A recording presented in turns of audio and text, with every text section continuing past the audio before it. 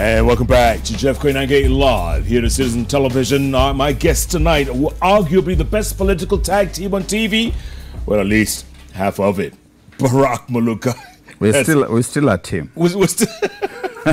Is there hope? Is he one man down? Yeah, but, man down. Still man a team. Down. Yes. So what's the latest? What's the latest? Still hopeful. Never say die. Still hopeful, like the handshake. Well, depends on who is hoping. But you know the handshake, Jeff. Lest I should risk sounding overly negative. It's not a bad thing. It's a good thing. Yeah. It cooled the temperatures, the political temperatures. And with this informal thing, because I insist that it remains informal. Because if it was formal, it would be gazetted. It would have been gazetted from the very outset. And even these names that were released the other day, they would have been gazetted.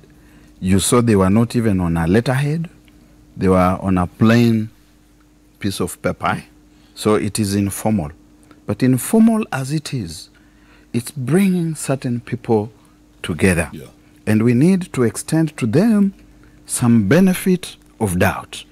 That out of that cooling of temperatures and comportments, we can now create a healthy environment for a national conversation that is structured, that is all-inclusive, that is steeped in institutions. Let me explain. If you give us 14 names and you say these are the people who are going to build bridges, in a country where we have got institutions, functional institutions, that are populated by individuals whom we are paying, then something is amiss. We have got the National Cohesion and Integration Commission, for example. Yeah.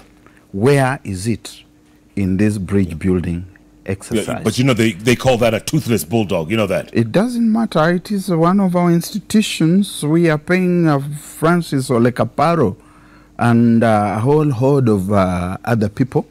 Unless we are going to say that we are dissolving it. We have got the Kenya National Human Rights Commission with Kagwiria. Where is it in this whole context? We have got the TJRC report, which is an institution. We have got the institution of Parliament itself. We don't know where it's going to come in. Of course, sometimes it accepts to relegate itself to a rubber stamp, so that I have had honorable members standing on the floor of the House and saying on live TV that we will do what we are told. I think that is unacceptable. These are some of the institutions that when we start doing a structured and institutional framed national conversation, we will expect to see them playing a role. So for now, there's a cooling of tempers, of comportments between two individuals and their families. And it's working? For now? So sometimes it seems to work. Yeah. Then suddenly I hear someone saying, if they continue like this, then we may have a rethink. Okay, let me ask you this then, a different way. Will the marriage work? Will this new marriage work? You know, all people who get married imagine that their marriages will work. Even when they are seeing the divorce rates skyrocketing. All people who are stung by the love bug imagine that theirs is different until the lustre starts wearing off, and then you start noticing that the nose is a little bigger than what you thought it was. You start noticing this one's nose far too much in the night. Previously, the snoring was soporific. It sent you to sleep. Now it disturbs you. So in other words, you don't think it'll last. So that's why we talk about institutional frameworks. That there ought to be other pillars that underpin this kind of marriage. Because if the marriage is left to rest solidly on the goodwill of two individuals, then the moment either of the two individuals starts getting tired, the marriage collapses. Okay, speaking of marriages, what happens within Jubilee? Are there jitters within Jubilee with the sudden presence of, there's someone else in the equation? We have had sounds and vibes from certain quarters of Jubilee. I was present on a number of occasions when the senator for Nandi County was advising people within Jubilee, advising Deputy President William Ruto, saying things like, whenever you're in church with so-and-so and they are saying a prayer, please don't close your eyes, because if you close your eyes, certain things are going to happen to you. I've heard them say things like, we will come with some waters from the River Jordan to cleanse your office because so-and-so has been there. I think let's not pretend. And all this arises out of the fact that we have not institutionalized this process. And to the extent that we have not institutionalized it, there will be mistrust. People think that you're up to some mischief. That when we look at what you're doing, we can see that it tells a certain story. They say if it floats like a duck, you're the one who did that in preschool in St. Mary's. It walks like a duck, quacks like a duck, and swims like a duck. Then it's a duck. And this duck has been quacking, it has been swimming, and it has been doing all other things that ducks do. So it's a duck. But you are telling people it's not a duck. It's a big chicken. You are telling them don't talk about 2022. But when we look at the entire apparatus, someone, James Orengo, once again, and his load of mischief, I'm afraid I must recognize him for what he is. He goes somewhere and he say, what do I watch here? Mao Biro Mie Raila presidency in 2022. And then he comes here and says, hey, don't talk about 2022. Yeah? Someone else says, we are not going to talk about 22. When he gets somewhere, he says, Adwa Moshie, Adwetu, Direnda Mwerere Ure. Ishi nisho shidu shiria shikweka udamaki wikare haha. Udamaki utire kuria ukudia. Okay? And they don't know I'm understanding all these things. Mwezi kusengenya? Apana? Mimi arifu wa mtaa bwana. Clearly, Barrack. But there's a lot of, what do you call it, mischief going on. Yeah, tragic mischief. Shakespearean. Let's look at some tweets while we can. Good. Monica, what do we have? Mwalimu Bentiza, you say, what is your take on the three-tier government Honorable Raila Odinga was talking about? Do you support it? If yes, why? No, I don't support it. Because we cannot have layers upon layers upon layers of government just to placate individuals and their appetites for power and the trappings of power. We talked about that earlier on. Yes. Because we've got 47 governors now, and then it's another tier on top of that 14 regions. Yeah. Should we do away with most of these counties, do you think? Would you? We can't. That is asking for the impossible. Yeah. These are people who have tasted the benefits of devolution, and therefore what we should be asking is how to make them work, how to make devolution more accountable. Ask anybody to tell you that we are the ones in the smallest county. In fact, some counties have got a population of about 80,000 people. Wow. Not voters, 80,000, the whole population. Go and tell them that you want to fold them back into the wings of another authority. They will eat you alive. Absolutely. It'll be war. Retired Captain Kale, does Barrack have any plans for running for a political seat? He can go for Nairobi County Governor. We'll elect him. No, I don't want to be elected in any of these. In fact, Jeff, Sometimes I've asked myself whether I've done the right thing, even to become Secretary General of a political party. Yes. Perhaps I should just have remained where I was, talking about all these things that people do. But sometimes it's useful not just to sit on the fringes, but to take the plunge. And to the extent that I'm swimming in the shallow end, as SG, let me remain there. I leave the rest to other people. So you're in the baby pool now.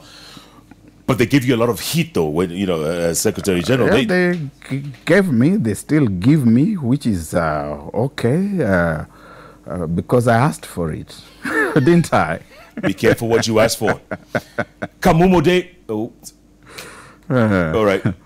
Ken Mwangi, State of the Nation. They divide us for the political mileage, then spend the next 5 years eating and dining together on our hard-earned tax and loans, borrowed that even the unborn of the unborn will pay. Yes, and now you want to introduce a new layer of eating. It should not be allowed. Yeah. If that thing goes to referendum, we should shoot it down. But it might go, you know that. It might go to a referendum. You know this man called William Churchill, somewhere. Yes. Arap Ruto. Yes. He's ahead. He's ahead.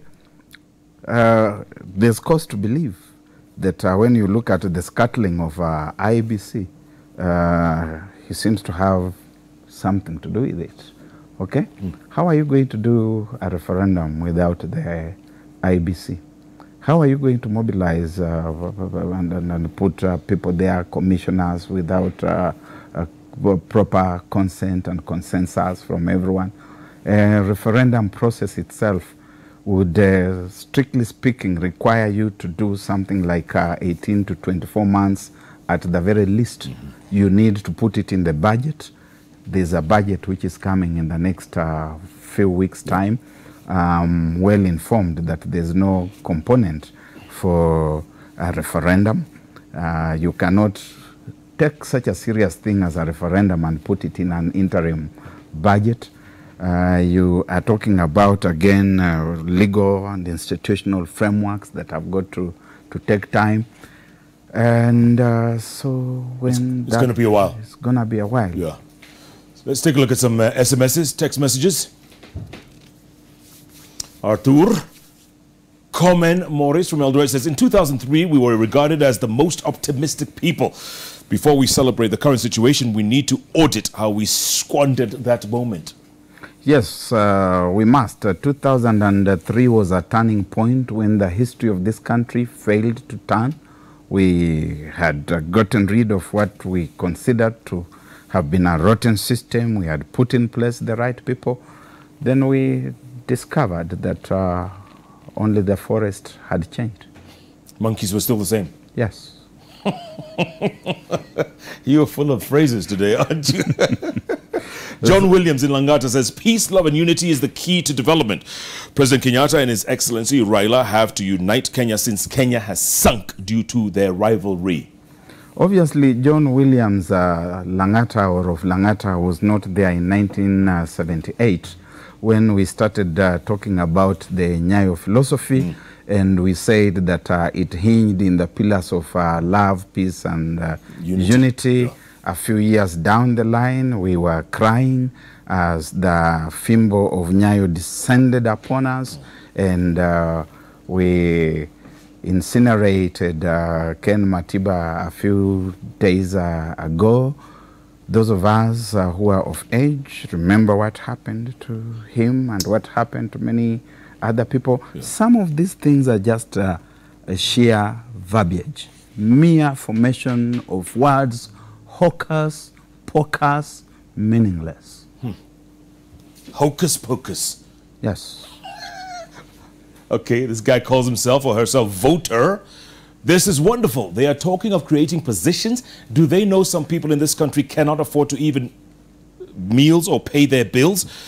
Now they're giving them a burden of paying taxes. That is why my brother Francis Atwoli, and Francis Atwoli is my cousin. Is that right? Yes. Your cousin? Yes. He needs to apologize. He cannot use the workers' holiday, Yes. workers' day, Yeah. to tell us that we are going to create new positions for people whom these workers are going to be taxed to pay, just because somebody has an appetite for power and the good life and trappings that go with the power, that we must pay that. You cannot use the workers' day to begin lobbying for that kind of merchandise. Yeah. You need to speak to your cousin. I will talk to him, Francis Mbara Udramahuake Mbolakan. So he has heard. Judith Nzomo, you say the handshake means a truce between the Luos and Kikuyus. What about Kalenjins, Luyas, Kambas, and all other tribes in Kenya? First of all, it is a lie that there is a problem between the Luos and Kikuyus. It is a lie. This is what is called received orthodoxy, that people create certain myths which they perpetuate over long periods of time. I've got friends who are Kikuyu, who are Luo. I've got family who are Kikuyu, who are Luo, and we celebrate life together in the good moments. In the bad moments, we cry together. And there are no issues between the Luos and the Kikuyu. There is a challenge between certain elite members of these communities, and it is wrong for us to imagine that, you are Kikuyu. Do you have problems with the Luos? Not at all. Not at all. Yeah, so, look at Jalasta and I in the morning. Yeah, so You know, we are tight as thieves. I mean, tight as brothers. And on Friday, you are tight somewhere. I saw you with the Jalas in the evening. Correct. Yes.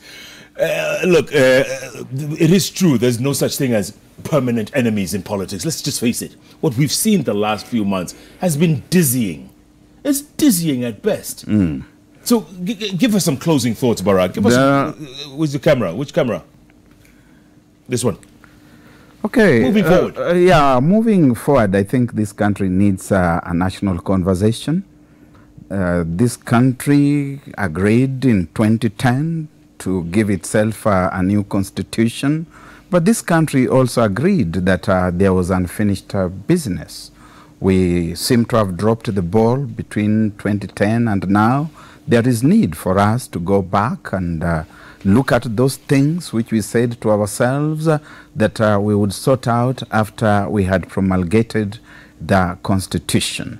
Now, that Constitution is the property of the people of this country, each and every one of them, from the biggest to the smallest to the littlest.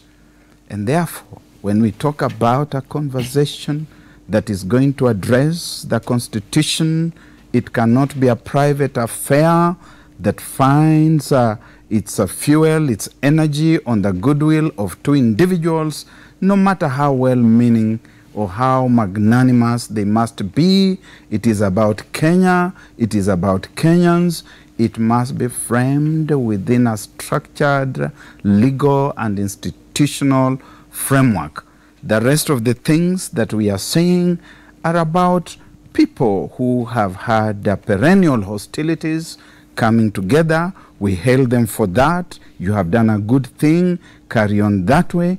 And when you have resolved your issues, let us have an opportunity for a constructive, structured, all-inclusive national conversation. All right, Barrack Muluka. Looks like you held fort today for your other team member. He's going to pay. I can imagine. PLO, wherever you are watching, in your car, because I know your car has some of these paraphernalia. You are going to pay. And to your cousin Francis Atwoli? Odesham Bayeko. Don't do that. Francis, we will talk this over this at home in the next few days. Yeah. And to the President and Baba? President and Baba, you have done a good thing. You have come together, but that is just the beginning. Now, consolidate your unity, consolidate your handshake, and after that, now open up an institutionalized framework for a national dialogue. Barrack Muluka, folks, great to hear you all the time, and great anecdotes and great stories you gave us, and thank you for holding forth. Appreciate it. Despite the rain, despite the floods. Yeah. And you didn't even go home to change. No, I was going home to put on my brand new suit, but... You'll have to come back the next time. We promise. Thanks so much for being a part of this show. Every Wednesday, you know what the deal is. It's all about the 3 letters on the keyboard that follow each other, namely JKL. And before we leave you, Barrack, you have to join in this because it's not every day that we get to do this. So, Good. I always, you guys always know, I always call the name Monica every time. Monica, where are the tweets, Monica? Where are the tweets? Monica, nobody knows what she looks like. Except She's the director who always hides in that room. Yes. Exactly. Now we're about to find out what she looks like because it was her birthday 2 days ago. Monica?